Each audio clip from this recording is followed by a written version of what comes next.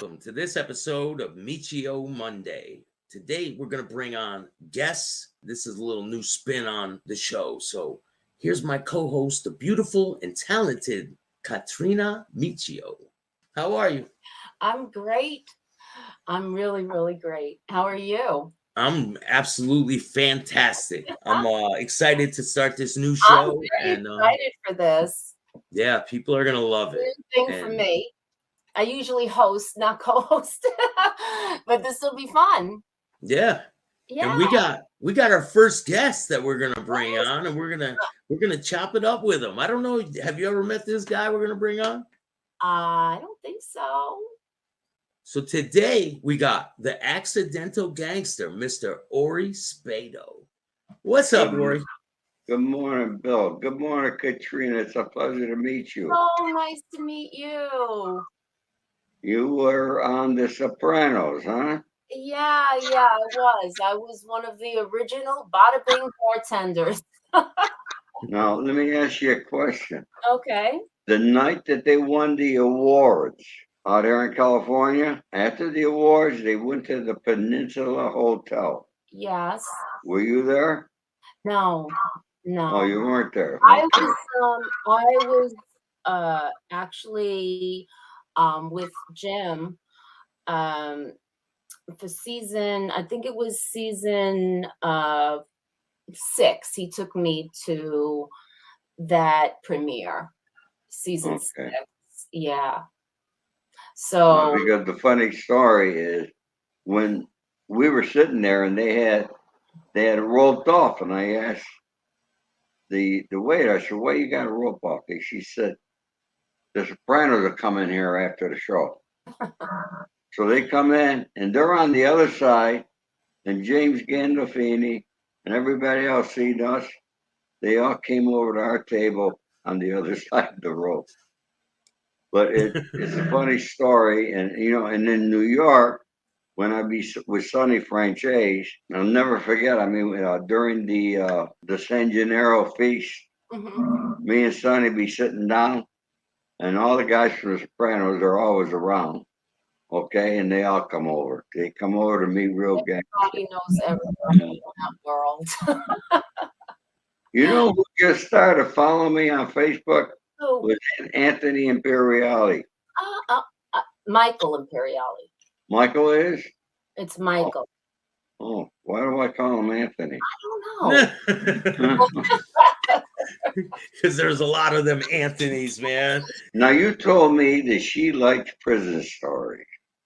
She's intrigued by them. Yeah. What I'm interested in the woman, in the person that you might have left behind. Did you have a wife or a girlfriend? No, you know who I was dating back in the day? I used to date Tina Louise. Oh, I've met her a few times. Yeah. But it was not like a study thing, you know what I mean? I had no girlfriend, fortunately, because I knew the day was going to come. When they arrested me at my apartment, and well, first of all, let me begin. In 1997, an FBI agent said to me, "I will see the day you are chained, shackled, put on Con Air, and brought to Brooklyn." Were you allowed conjugal visits? No, they don't do that in the federal system. No. But you had people writing you and stuff, right, Ori? I've had people writing me, people sending me books. I read a lot. I read over 300 books in prison. Yeah, I read a lot too. How long were you there? I was 5 years. I got. Wow. I got very lucky. I ended up, because they didn't want to use one informant against me on the cocaine, so that got dismissed, and I pled guilty to a robbery and a gun charge. And I accepted 97 months. But when I went to sentencing, my judge sentenced me to 62 months. And the U.S. attorney got really upset, was yelling. And he looked at her and he said, "You charged Mr. Spado twice for the same charge. It's 62 months." I got very lucky. Wow. I already had 30 months in at MDC in Brooklyn, and then they transferred me to Lompoc out here in California up north, which was another. Was we flew in. I'll never forget the day. So last time I was in New York, it woke me up. It was December 16th. It was colder than hell. We got these little skinny T-shirts and garbage they give you. And they put us on the bus and we're handcuffed and chained. Oh. Okay? And they don't put the heat on in the bus. It's freezing like you can't believe. And then we go from Brooklyn, we go into the city to MCC, pick up more inmates, and then they drive out to Stewart Air Base near Newburgh. And that's where the planes come in, Con Air. And to put you on a plane. From there to Oklahoma to Victorville. They call it Victimville. They call Victorville. They call it Victimville. Sorry for the feedback, folks. It's terrible. Yeah, they call it Victimville. If you want, I'll tell you, you drive by Victorville, people will get diarrhea. Okay. But anyhow, Why? there I am. I get off Why? that. Hold on. Oh, yeah. Why, Ori? Why would they get diarrhea? Why are we getting diarrhea from that? Let me finish. Okay. December 17th is my birthday. And I walk off that plane. I'm in California. The sun is shining. I wanted to kiss the ground. I was back home. Wow. And I think I'm going to go to Lompoc. No. They put us on a bus. They put me in freaking Victorville for over 2 months. And we were locked up 23 hours a day there. But so why is it called Victimville too? Huh? Why does it have the name Victimville? What's with the diarrhea and all that? That's the city. It's Victorville, California. Okay, but it's a also city. called It's a city Victimville. It's a city in the desert. They call it Victimville because a lot of people go there and they become victims to the other inmates. City? No, it's a city. I'm talking prison. I'm talking about prison. It had a Victorville's called Victorville. I'm talking about the prison, Ori. They call it Victimville in the Department of Corrections. People call it Victimville because if you go there, you're gonna be victimized if you're a weak person. Yeah. Yes, that's why they call it Victimville. Okay. Victimville. You're saying victim. You talk funny, Bill, sometimes. You do too, Ori. So now you said you got letters. Did you get any visits once you were on the West Coast? When I thought I was going to be put in Terminal Island. I had everything set up that I would have people visiting me. I would have been able to conduct my entertainment business. I mean, I would have been able to do things. And instead, they sent me to freaking Lompoc, way the freak up north. And I didn't like Lompoc. What, Northern California? Northern California. Okay. It's up way past Santa Barbara, Lompoc. Did they make you sleep on the top bunk, Ori? No, never. I always had a bottom bunk. You had a bottom bunk pass? Yeah. Always bottom bunk. How do you get the pass? How do you get a pass for that?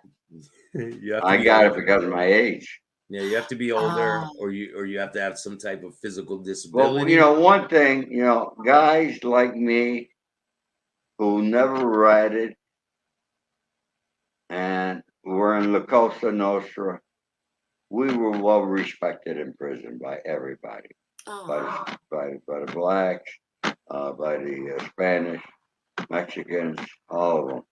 Okay, we were well respected. Say to yourself, but you're cool. You know what I mean? It's like there's a lot more segregation in prison than there is on the outside world. The blacks stick to themselves. The whites got a shot collar. The Mexicans got a shot collar. The blacks got a shot collar. Okay, they're the ones that handle problems. Okay. Did you have any problems in there, Ori? Did you have any beef where people wanted to fight you or anything like that? And let me tell you the story in Lampo, okay? When they brought us up on the bus and they took us out, there were like 15 of us.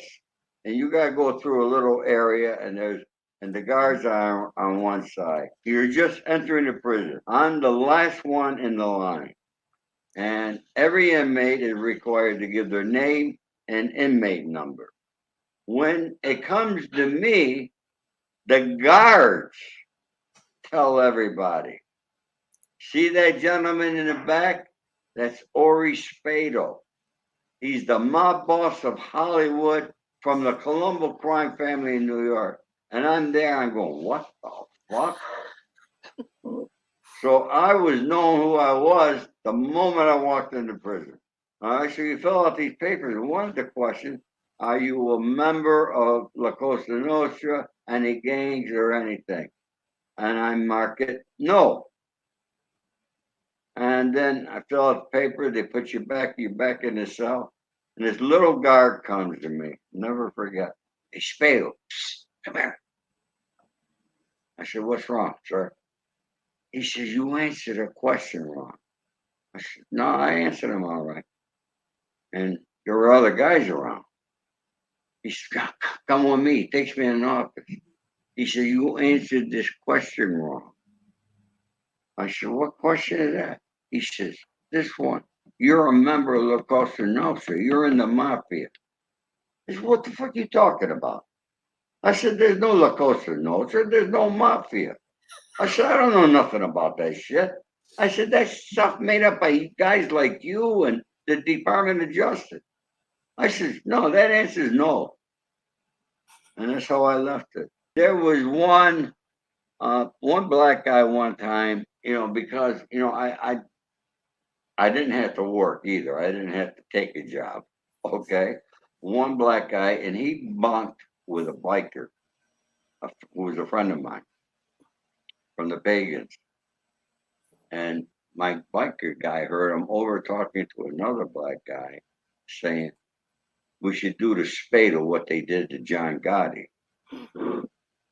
So I heard about it. And then, one night I had a little shank, made out of a pen. And while he was sleeping, I went up and I put it as over here. I woke him up. I said, you fuck with me. I said, I will kill you. And we never had a problem after that. And then they did have one other problem with a bunkie. I handled it myself. And after I handled it, he ran to his shot caller, who went to my shot caller. My shot caller called, he said, Spado, you're supposed to come to me with a problem. This could have gotten big. He says, you're with the white. I said, no, hold up. I said, I'm not with the whites. I'm Italian. I handle my own problem. And that was it. It wasn't bad. It was easy time. You know what I mean? I've seen people get their ears knocked off. You never put a Nortangle. Okay, the Nortangle is the Mexican mafia. Nortangles are from Fresno North. The Southsiders, okay, which is the Mexicans also, are from Fresno, Southern California. And their prisons, you're never supposed to put them together. They don't get along, okay? And they put a Nortangle into the prison one time. The warden really messed up there. And the war broke out. You should have seen it. It was, they came out after the doors opened for dinner. They came out, they had their lockers. I saw one guy with a locker and a sock and just knocked a guy's ear right off. With a lock? You take, a locker you put on your locker, you put that in a sock and it becomes a weapon. That's what they So use you in got to be prison. very creative in how to make weapons in prison. You always got to have a weapon around somehow. When you walk in there, they give you a little pencil, right? Little tiny pencil, like, and usually I'm going to use that. It's the only thing you have until you find something Right. in order to use. Mm. Wow. You know, one thing that really was good, and I noticed Pringles has changed the tops. Pringles, when you used to open Pringles, it was a little aluminum. You open Ring. it up, you were able to sharpen them. We used them to chop our onions and stuff that we bought from the mess hall. Okay, and you can make weapons out of them. Okay, With and a now piece of aluminum. yeah, Wow. and I noticed now I bought some Pringles the other day. It's a paper top. And I'm thinking to myself, I said, I wonder if they changed that because we used them in prison. You know? Because Kathrina, they have a commissary sheet where you can buy certain items off it, and they have radios you can buy, CD players. They have all kinds of things, coffee, cups. So you're given bowls. money when you're in prison? No, No money. You got to get money. Money in prison. It used to be stamps that they used to use, and then they stopped that. Federal and state are different. State gets a lot more than federal. Okay, they really do. State, New York State, I know they give you. You could have a TV in your cell. Okay, you could. The people could order. You could send 35 pounds. I think it's 35 a month of food. All right, to the inmate, and that's in the state, not in the federal. The federal is really more strict. But the way you pay people is like, all right, I was fortunate that my commissary was flush every month. You know, I had the maximum amount of money I was allowed every month. People on the outside will spend money to you. Oh. Yeah. They put money in the account. You don't never touch physical money. Okay. Okay, you don't even see physical money.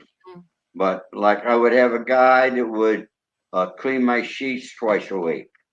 Okay, I paid him with mackerel that I bought from.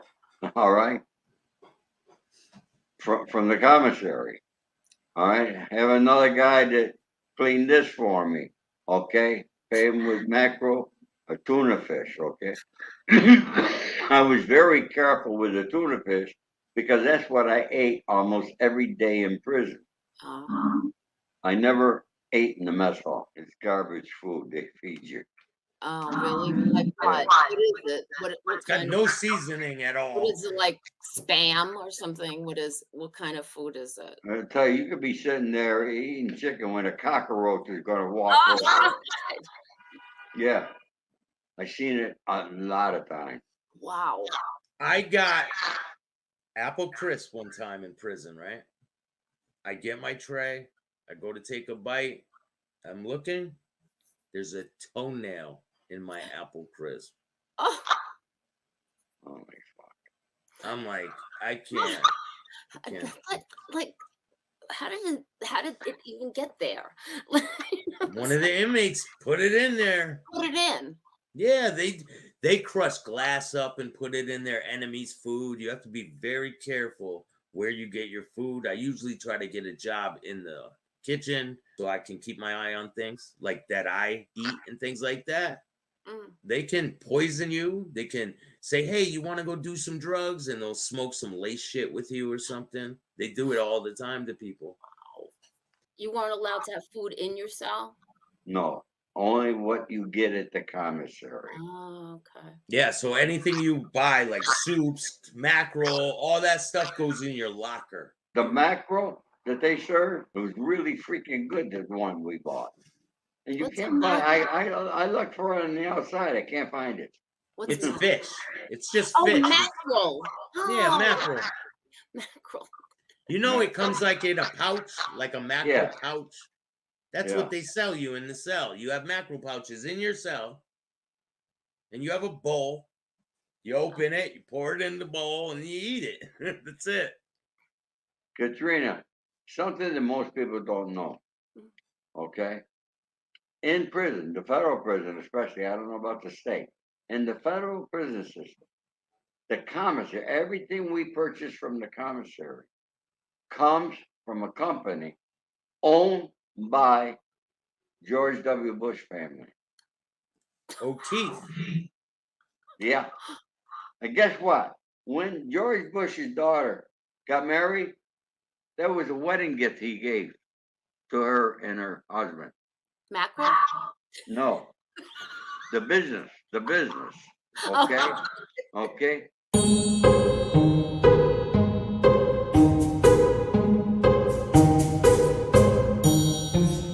The charge that I ended up was a minimum mandatory sentencing, 924C gun charge. Because an informant said that he saw me give the gun to somebody else, which he never saw me. All right. And was it a real gun or a fake gun? You never got caught with a gun, Ori? They did not catch me with the gun. Okay. It was based upon an informant. So I ended up doing 5 years, minimum mandatory. I'm out of prison. One of my co-defendants was still in prison. And we were talking, and he says, hey, the Supreme Court, you can get rid of that charge.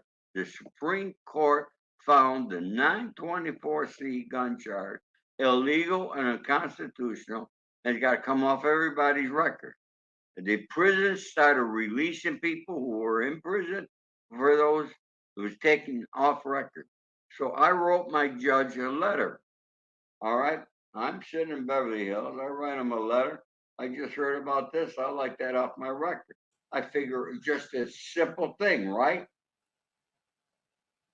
I don't hear nothing for like a month. And I'm downstairs and getting my mail one day, and there's a FedEx from the U.S. Attorney out of Brooklyn, Elizabeth Geddes. I open it up. First page says, yes, Mr. Spado's charge should be dismissed according to the U.S. Supreme Court. I'm happier than hell. I get upstairs. There was 5 pages. I get to the 4th page, and it says, in the event that Mr. Spado's 924C gun charge is dismissed, we shall bring back charges 1 and 13 of the indictment. 1 was the RICO Act, 13 was the cocaine conspiracy. I said, what the fuck? Man. I said, the statute of limitations ran out 3 times on these charges. How could they do this? You know, you don't know what the freak they're going to do. They got laws and shit and things they try to do. And I wrote my letter, Judge, another letter. I said, hey, I wrote that without consulting with a lawyer. Next thing you know, he appoints a lawyer back east. Like, we got a court date. You got to be back here in court on February 4th. I said, look, let me tell you something. I said, I'm not coming back there in February. It's too freaking cold for me. And I'm not walking back in that goddamn courtroom because I know I walk in there, okay, they're going to cuff me and then put me downstairs and I'll be back at MDC again.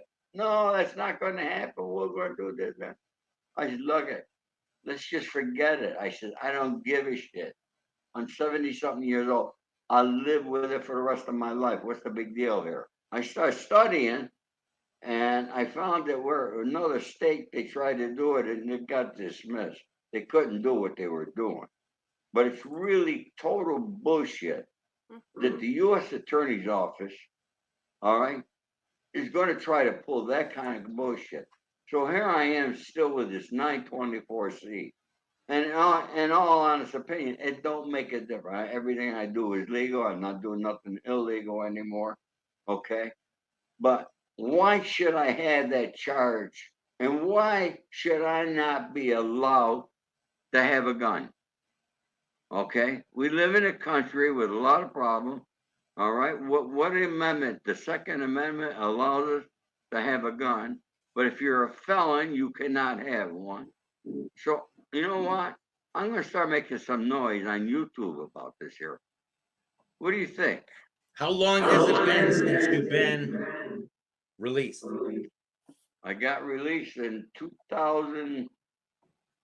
12, 13. Then you could probably put in for a pardon. Ooh, to the president? No, you put in for a pardon to expunge your record. It'll wipe your record clean, and then you'll be able to own a gun. Once you're a felon, you're always a felon. You can get your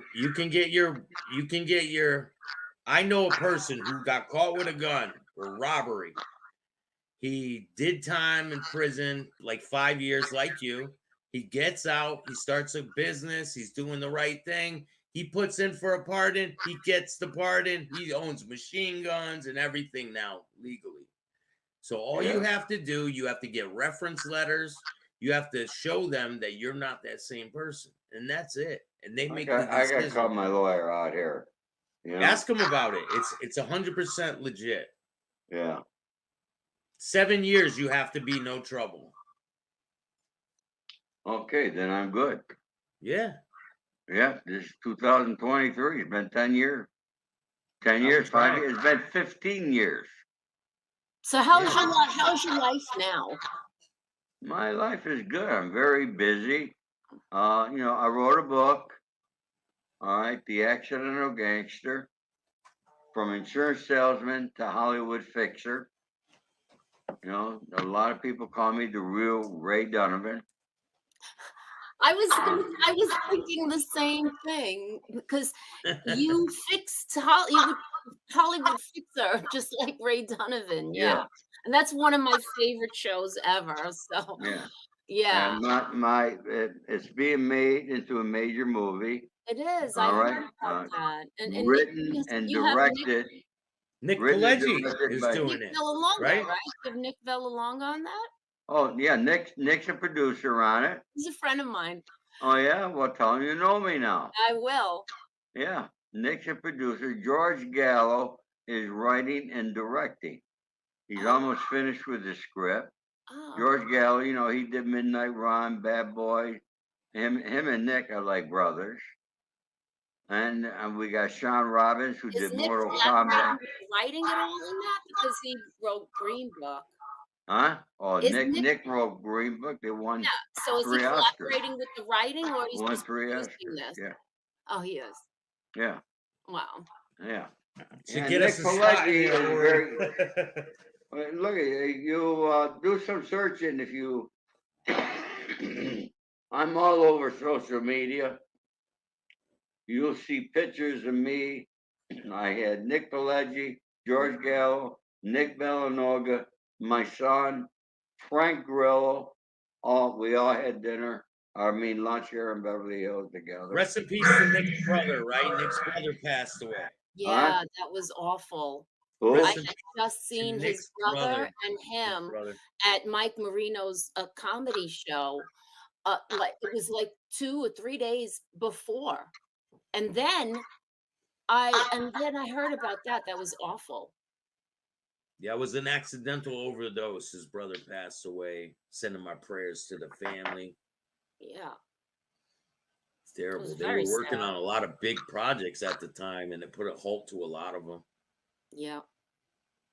Yeah. So where is the film now? What's the status of it? Are you Waiting for casting? George to finish the script. Okay. And then you'll be casting people. If there's a little part in there for me. Yeah, let us know, Ori. No. Well, talk to your friend Nick. All right. I will. Well, Ori, you are great, man. You're always welcome back here. We got a lot of stories to get out there. I'm excited to see what you guys do. It's always a pleasure, Bill. You know, I don't do a lot of this stuff and talk about all this wise guy stuff. You know, if you follow stories with Ori, I try to put positive stuff, information that can help people, help young people stay out of gang life or stay out of prison and, become entrepreneurs and find a passion or something they love doing. You know what? Those are the kind of things that I'm doing. I'm a very busy man, and I'm going to be 79, December 17th. Wow, you look amazing. When you were in prison, you said that you read like over 300 books. What was the subject? What did you like to read? I got into different authors when I was in Brooklyn. My friend Chris, the co-defendant, he brings the book to me one day. He said, "You're gonna like this." He said, "That's not for me." It was written by Michael Connelly. It was called Echo Park. And I opened the book, and Harry Bosch, Los Angeles homicide detective, he's driving down La Cienega Boulevard, making a left on Melrose. I mean, this book brought me right back home to Los Angeles. I knew where he was. I knew the liquor store, the gym. I knew the flower shop, everything there, you know. So Michael Connelly became one of my best. I read all his books. Daniel De Silva, CIA thrillers. I still read those type of books, and they're still my best authors. There's an author out of England. What's his name? I forget right now. But I have about 4 or 5 authors, and I love reading. I still read. I've been reading all my life. Well, I Now, appreciate fix you it up. taking the time. You guys are great. All right, I And- gotta get my daughter and her boyfriend and take them to breakfast. all right, man. All Thank right, you, Ori, Ori. take care. Have a thank great you so day. Katrina. much. Thank you so much for Look at coming Katrina, on. you come up. Bill's got my phone number. Yes, You come to here, we'll get together. perfect. All right, Sounds take great. care. Thanks, Ori. So that was our first guest. It was a complete disaster, but I mean, No, the feedback was a little bad, but that's okay. how do you think it went? We'll Our first edit episode. it. You got to keep I it think that interesting. it was good. I mean, he's amazing. He is. He's really he's very interesting to listen to, and he's so kind. He seems so nice. He is. He's Um. always been a great friend to me. Oh You know, yeah. Have you been? How long have you known him? about 2 years. Okay. Yeah, he's been a good friend. You know, people think only mafias in New York, New Jersey, but there's mafia everywhere. And there's mafia with different nationalities too, right? And Yeah. but they might not call it mafia because mafia is Italian. They call themselves mafia? Yeah, the Black Mafia family. Oh, It's BMF. They're I pretty thought big. mafia could only be Italian.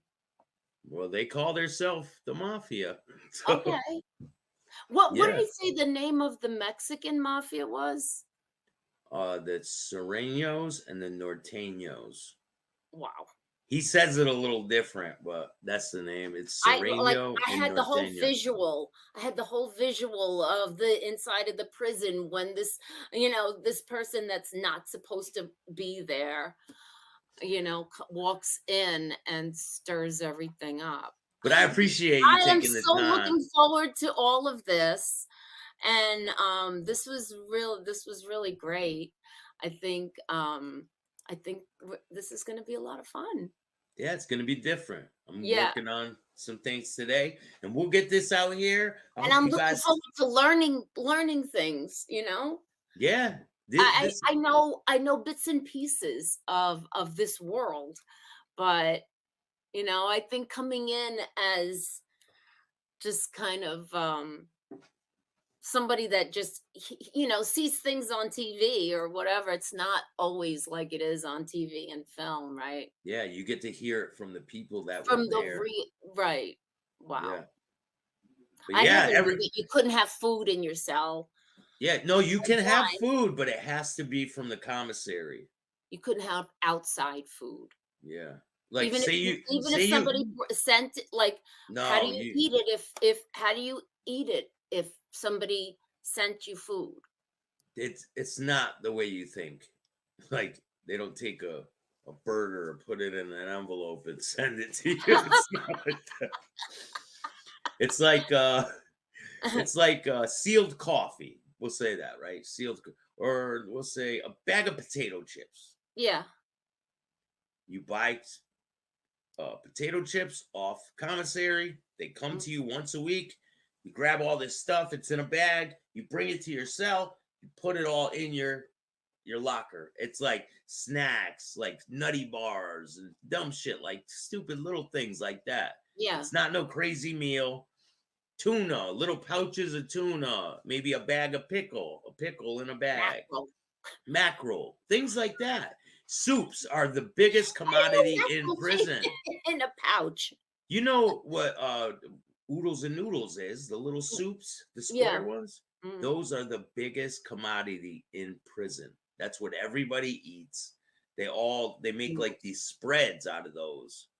And they put a bunch of different ingredients in it. They cook it in a bag inside the rec room, and they divvy it up into bowls, and then everybody eats. But everybody doesn't eat, because if you're not in with these people who are eating, you sit in the corner and starve. Maybe this should be an episode on Chopped. Like, what could you do with prison food? You would be surprised.